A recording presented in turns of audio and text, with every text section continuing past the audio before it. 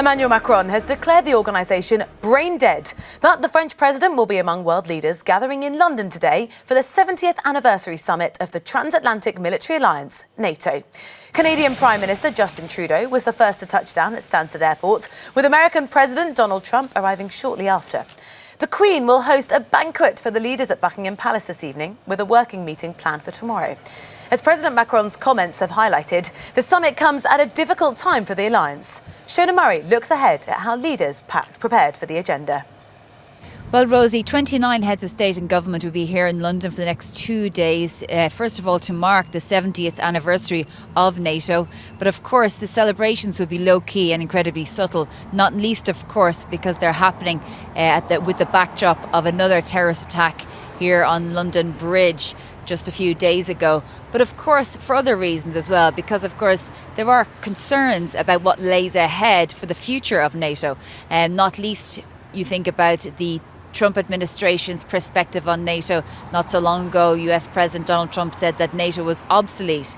Generally speaking, Donald Trump tends to be quite hesitant when it comes to his alliances with multilateral organisations. And then just a couple of days ago, he announced that he would be reducing the funding that the US spends with NATO. Then consider the fact that President Macron of France said that NATO was experiencing a brain drain. And then not to mention some of the real internal and external threats facing NATO at the moment. First of all, you've got an increasingly more aggressive Russia, particularly when it comes to Syria and Ukraine. And then when you talk to analysts, there are huge concerns about the trust level among the member states within NATO. One of the founding principles of NATO in Charter 5, or Article 5 of its founding charter, I should say, was that an attack on one would be an attack on all. And when you speak to people, they say they're not too sure if that still stands.